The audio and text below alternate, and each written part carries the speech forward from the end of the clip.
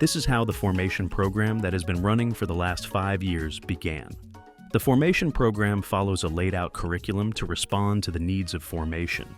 I have observed that some of the participants who have come here, they really come when they are really, exhausted, that they really need to kind of, have some bit of rest. And then, of course, the little courses that they do helps them also to, to equip themselves and also to be able to go back into mission. They have a week to get into themselves and they say, I am here. What for? What is going on in me? To give them also this time to get to know each other as people who are going to be together for 9 months. That program, these participants who come, is actually, it's a two-fold program where we have participants who come for formation training, and then we have those who come for sabbatical. We introduce them to the different modules and say, this is what we will be doing. We give them, first of all, that scripture, because scripture is the basis of our living.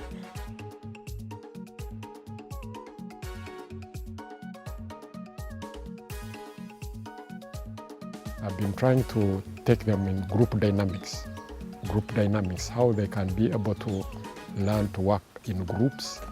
And then, of course, not only for at the center where they are, but even when they go back in their respective apostolates, how they can be able to work with, to get to understand how to work with people, different people or personalities or maybe behaviors, and getting them all involved. And to help them prepare well for their classes they teach, we have this formation guide resource book. It contains the different modules, what is required, the objectives of each module, and it is easy for the formator to follow this. So we are proud of this too, because it is something that we required. Although there are some kind of workshops that are related to that, sometimes they really need in the apostolate. Like child protection, there is also how they can be able to deal with issues of stress and stress management. And then, of course, quite a number of them that they do. 1 month, usually it is in June, we send them back to their communities to practice what they have learned. They can give 3 days retreat, 8 days retreat, where they have been in formation, they can journey with the persons there. The alumni of the formation program are grateful to have gained skills and knowledge that is very handy in their ministry as formators. I learned a lot. One, I'm a kind of man or a brother who didn't know anything about that course, what it will be. I left home Masaka, puzzled. I didn't have any idea about the course. And at first I was even scared. What am I going to do there? I just went to the course. But good enough, when I came to the course, they opened my eyes. Now, with this course, the people who were taking us through, they went an extra mile, mile of helping the brothers and sisters who were interested to be helped. It helped us a lot to understand the experiences, although we had age gaps, both the old and us who are young. But through that sharing of the experiences, it enabled me as a person to come out of it. And for me, that has even helped me more.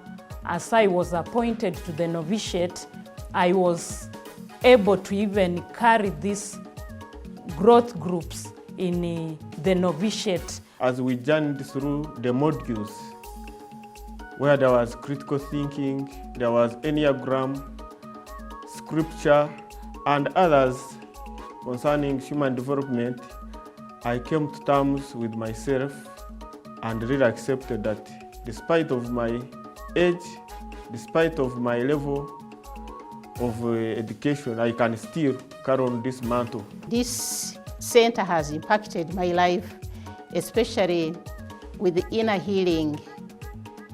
First, I was helped to get healed, and I'm also able now to heal others, especially the formees we get today. Many of them have their woundedness, and helping them, seeing them come out of such problems, I feel grateful that if I had not come to this formation center, maybe I wouldn't have helped them the way I am helping them, and I would not be seeing the results that I'm seeing today.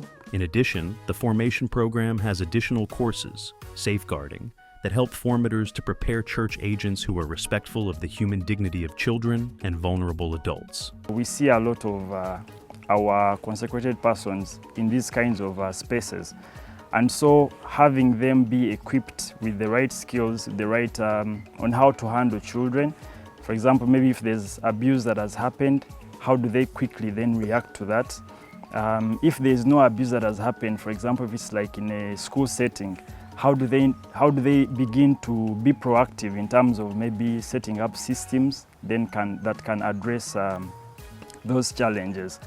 When you undergo the training on child protection, you become so sensitive to a child, to whatever the child does, to whatever their behaviors, how they behave. It's a signal, rather, an indicator. If this child, for example, has been abused at home, when you go that training, you identify the signals, the characters. How is this child performing? Are they withdrawn? Do they don't want to associate with others? So you go more. It's just not that this child is a withdrawn, that is her character. No, in this training, you don't believe in character. What is the origin of that character? What has caused the child to behave in that? And once you've identified such cases, then you're prompted to inquire, to investigate. My friend, what is the problem? How do things go? And when you befriend them, first of all, then they're going to be open to you and share everything literally, as children. You just have to provoke,